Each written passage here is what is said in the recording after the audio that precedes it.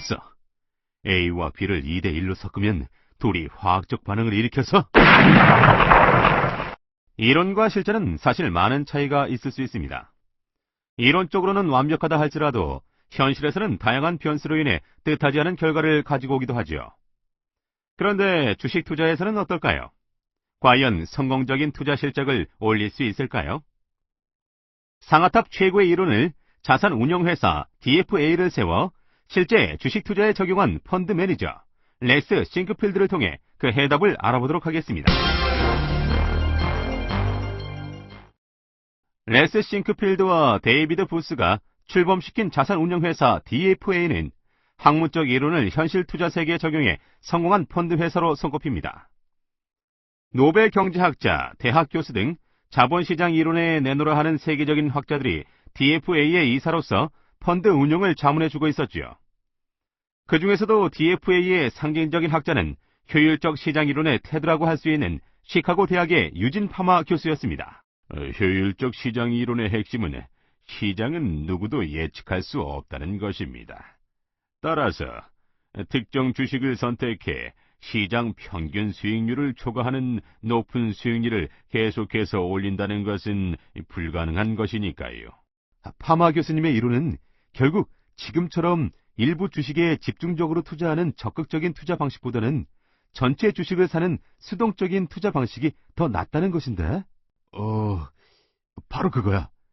파마 교수님의 효율적 시장 이론대로라면 수동적인 투자를 할 때 지금보다 시간과 노력은 덜 들이면서도 수익은 더 높게 가져올 수 있을 거야. 지금이야 인덱스 펀드처럼 수동적 투자 방식의 펀드를 쉽게 만날 수 있지만 파마 교수의 논문이 월스트리트에 처음 알려지기 시작한 1960년대 말까지만 해도 인덱스 펀드라는 아이디어는 가히 혁명적이었다고 말할 수 있습니다.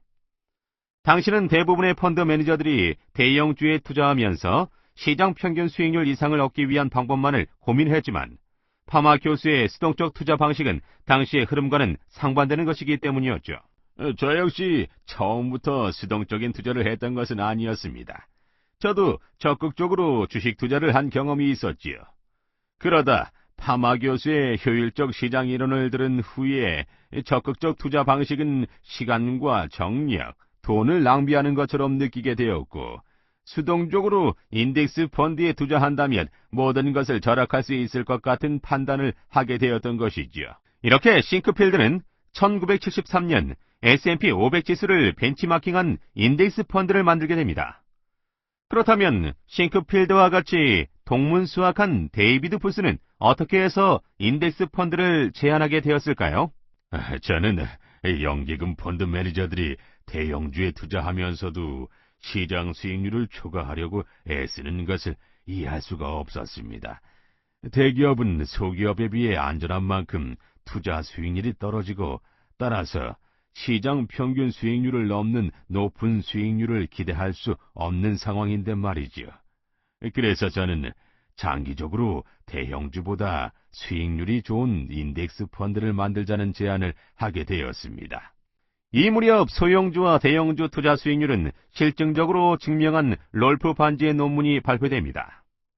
54년간의 투자 수익률을 조사한 결과 대형주보다 소형주가 연평균 3%포인트 높다는 사실이 증명된 것이죠. 반지의 연구 결과에 충격을 받은 싱크필드와 반스는 각각의 회사에 인덱스 펀드를 만들자고 제안하지만 이런 제안에 거절당하고 맙니다. 소형주가 대형주보다 장기적으로 투자 수익률이 높으면서도 수수료는 매우 쌉니다. 이제 소형주 인덱스 펀드를 만들어 수동적으로 투자를... 그게 말이나 되는 소린가? 눈에 불을 켜고 하루 24시간 투자처와 시장을 분석해도 모자를 판에 잘 알려지지도 않은 소형주에 돈을 뿌려놓고 손 놓고 있으라고? 내 말을 잘 들어봐. 롤프 반지의 연구 결과를 보면 소형주 54년 투자 수익률은 대형주보다 3%나 높은... 이봐, 자네 또 그 소리야? 이제 그만 좀 해. 잘 알지도 못하는 소형주에 투자했다가 투자금만 몽땅 날리면 어쩌려고 그래. 괜한 일 벌이지 마라. 이렇게 해서 두 사람은 의기투합하여 DFA를 설립하게 된 것입니다. 부스와 레스 싱크필드가 1981년 설립한 DFA가 처음으로 운영하기 시작한 펀드는 910 펀드였습니다. 뉴욕 증권 거래소에 상장된 전체 종목을 시가총액 순서대로 10단계로 순위를 매긴 다음 가장 작은 부류인 9, 10단계에 드는 소형주에 투자하는 인덱스 펀드인 것이죠. 한마디로 소형주 효과를 거두기 위해 시가총액이 가장 작은 종목들로 최적의 포트폴리오를 구성한 셈입니다. 나인텐 펀드는 처음 운영되기 시작한 1982년 7월부터 1년간 100%에 가까운 놀라운 수익률을 기록했고, 소형주 펀드에 놀란 연기금들은 DFA에 잇따라 투자를 하기 시작했습니다. 이후 소형주가 최악의 수익률을 기록하던 1984년에서 1990년까지도 DFA의 펀드들은 다른 소형주 펀드들에 비해 상대적으로 높은 수익률을 올렸습니다. 상장된 지 1년이 되지 않은 종목은 편입하지 않아 닷컴주 거품 붕괴를 피해갈 수 있었던 것이죠. 저와 부스는 어떤 종목이 더 높은 투자 수익률을 올릴 것인지에 대해서는 전혀 개의치 않았습니다. 그저 9단계와 10단계로 분류되는 소형주를 시가총액 비율대로 편입할 뿐이었지요. DFA에는 리서치 팀도 없고 펀드 매니저도 없었습니다.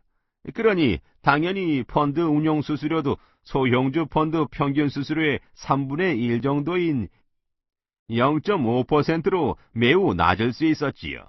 나인텐 펀드 하나로 시작한 DFA는 시가총액 순위로 6에서 10단계에 드는 종목을 대상으로 투자하는 인덱스 펀드인 식스텐 펀드와 인터내셔널 소형주 펀드, 6에서 10단계에 드는 종목 중 가치주에만 투자하는 식스텐 가치주 펀드 등을 계속해서 내놓았습니다.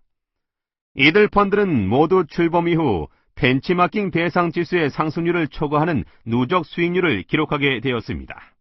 사실 제가 믿는 것은 효율적 시장이라기보다는 시장의 효율성이라고 말할 수 있겠습니다.